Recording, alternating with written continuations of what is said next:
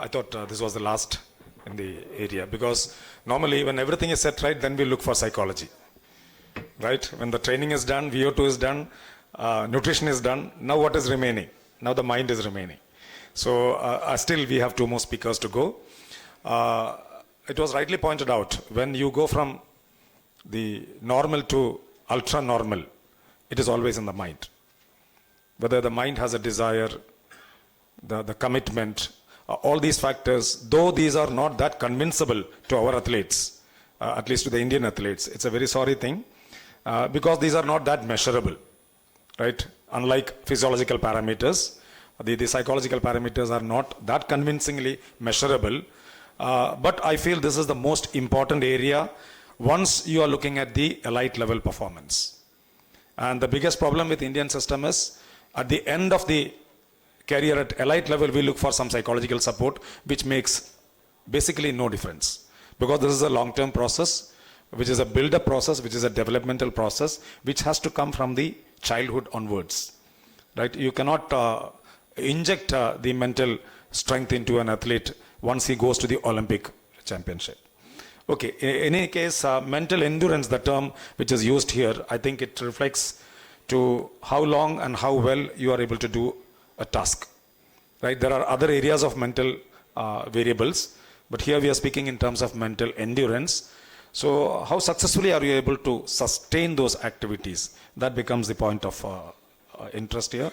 And success in face of any adversity brings down to three important areas: your right knowledge, the right journey which you are taking, and the right you. So I would stress on the last one. To become a champion athlete, the right you is important: the attitude, the habits, and the mentality. And what separates the best from the rest comes down to the smaller things called as habits. Habits and routines. If you have seen the videos of Nadal and Federer, they have all gone with small things in their life, in their routine, which has made tremendous difference in the performance at the highest level. So, which we normally don't consider. We think other parameters are more important. The terminologies in psychology, confidence, anxiety, motivation, may not be that catching, provided you set these small things right. So, the attitude is important.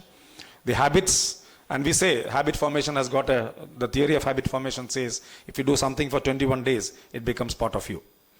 Right? So anything, you wake up at 5 o'clock every day for 21 days, you automatically wake up because your rhythm is all set to it. So that habit, if you can put into the athlete, I'm sure he'll be able to sustain the activities in terms of enduring higher. Champion mindset, anything less than 100% belief is doubt. Right? There is no 60-70%. It has to be 100%.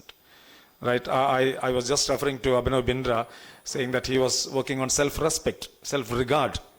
I would just say add any self before any variable, it makes so much of sense. Right? Any word, you add self before that. If it is self-confidence, self-esteem, self-regard, self-belief, it has to come from within. That makes the huge difference. The confidence is something which a person instills from outside. Self-confidence is something which comes from your inner. So once you add the word self, it makes magic in you, because you are driven with that energy to do it. Right? So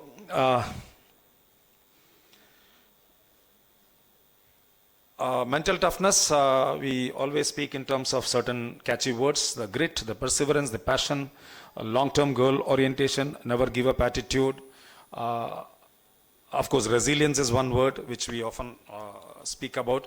And resilience is something which I feel is a part of your past. Because you are born with adversities, you are born with difficulties, you are naturally resilient. You cannot build up resilience in an athlete.